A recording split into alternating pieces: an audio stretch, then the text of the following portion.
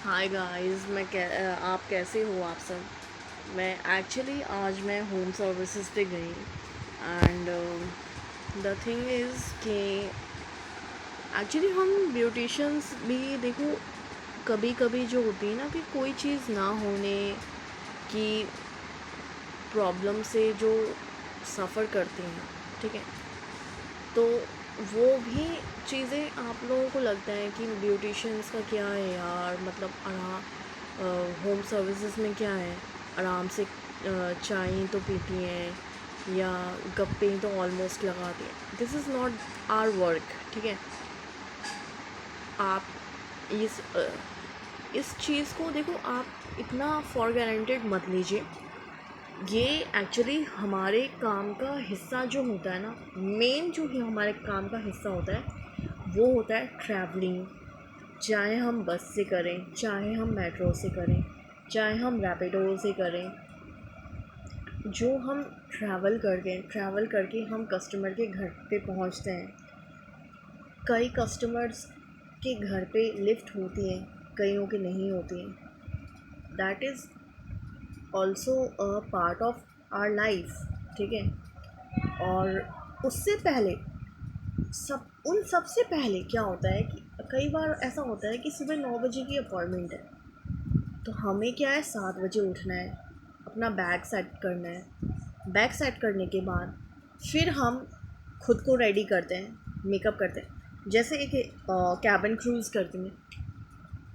उसके बाद हम लोकेशन पे हम जब पहुंचते हैं, फिर क्या होता है, क्लाइंट से कंसल्टेशन होती है ना।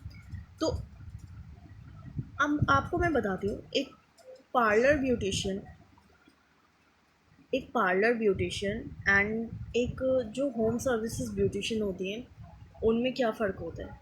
होम सर्विसेज पे जो ब्यूटिशियन आएगी, अगर उसको क्लाइंट का कि प्रीवियस मेडिकल हिस्ट्री के बारे में अगर नहीं पता है, तो उसे पता करना है कि मैम आपको आपका कोई प्रीवियस मेडिकल हिस्ट्री तो नहीं है इस प्रोडक्ट के साथ, या आपका कोई मेडिकल इशू तो अभी नहीं चल रहा ना। आपका कोई मेडिकल ट्रीटमेंट तो नहीं चल रहा, आपको किसी प्रोडक्ट से एलर्जी तो नहीं है। इन सारे क्वेश्चंस करने के बाद जब वो अपनी सर्विसेज स्टार्ट करती हैं और फिर अपना बैग पैक करके जब वो अपने घर वापस आते हैं, तो आप बिलीव नहीं करोगे, वो इतना टायर्ड हो जाते हैं सारी बातों को सुन के, मतलब लाइक, है ना। बट द थिंग इज़ कि हमारा प्रोफेशन हमें क्यों पसंद है ना।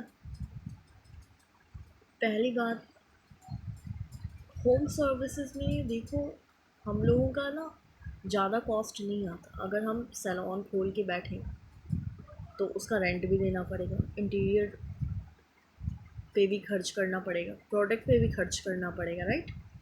और अगर सैलून घर से थोड़ा दूर है तो आने जाने में भी खर्च करना पड़ेगा। तो हमारी लाइफ तो है ना, पता क्या है, स्टक हो चुकी।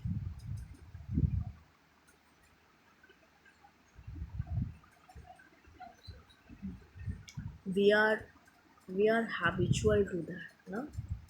हम हमें आदत बन चुकी है, हमें हमें आदत हो चुकी है कि लाइक हम इस तरह से वो करें, है ना।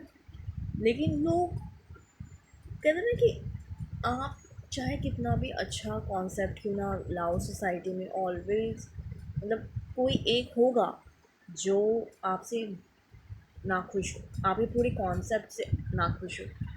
सो be chill, bill, because you are the very unique person.